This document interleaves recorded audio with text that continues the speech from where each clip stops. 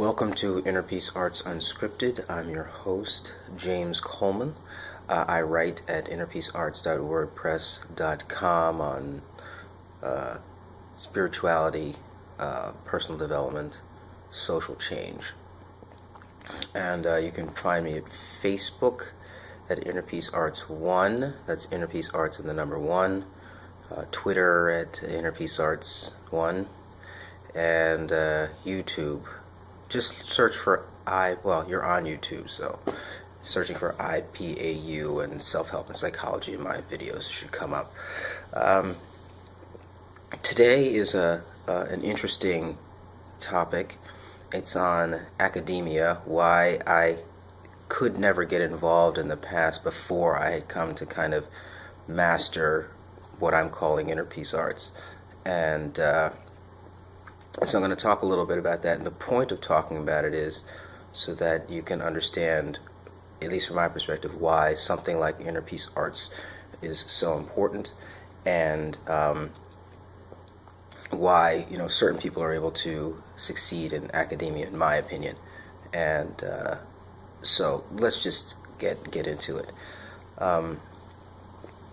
In dealing with academia, what academia does is they have to take tons of information and boil them down into single fungible statements, right? So let's just take, for example, let's just pick a philosopher's name, Kant. Okay, whether you've not heard of him or not is irrelevant. But let's just say Kant wrote 20 books. I don't know how many books he wrote, but he wrote a lot. How are you going to summarize talking about Kant to build on that? Well, you can't talk about the 20 books. It's just too much information. So what do? You say Kantian, right? And that's it. And of course, to me, that's kind of, you can't possibly boil all that stuff down into Kantian. And then you have different disagreements upon what this guy said. And it gets very confusing. And there's a certain kind of savant that can handle that kind of summary. And the point of all of this, the point of academia, in my opinion, right, is not a search for truth, a search for a better way, but it's in search of the people who are paying, supporting it, and that is a certain section of the ruling class. So that's why there's filtering to get there, so that by the time you get to academia, you're already thinking in a certain way, in a certain style that they've filtered you through in the educational system. So if you're searching for some kind of truth, some kind of definitive path, some kind of way that we should go, right, academia is not the place to do that, in my opinion. Now, are there savants that have that goal and try to do it? Of course. And there are some people that came up with some good stuff, like Herbert Marcuse is one of my new favorites.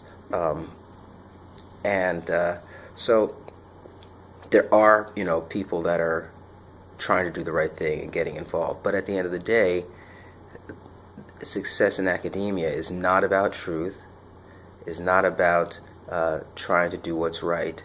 It's about playing a certain kind of game where people who are paying intellectuals to generate ideas that can help them support their control. And that's my opinion.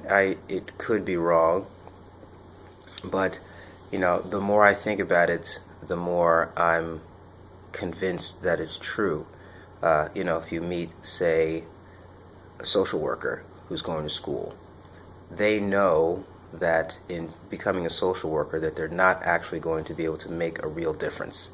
The only difference they can make is actually helping somebody get some services who otherwise wouldn't. But they're not able to impact the system that's causing that person to need the services. And they know this. So, and yet their heart to get involved is to actually make a difference. That's the kind of insanity that the academic environment supports, which I just can't get involved with that. I think that you have to have an agenda. So here's a little primer on the Inner Peace Arts agenda. Inner Peace Arts is basically about how do we come to express a kind of freedom that's technologically based, not just a bunch of ideas about how freedom should look, but it's technologically based so that you can't take away my freedom and the access to the things that I want, right? Right now there's a huge force, we can call it government, that tries to keep people in line. There's a system of advertising that tries to keep people in line. And I've just basically simply rejected all of that, even though I'm participating in and wanting pieces of it. It's the point is to find a way out without, being, living in the middle of the Amazon with nothing.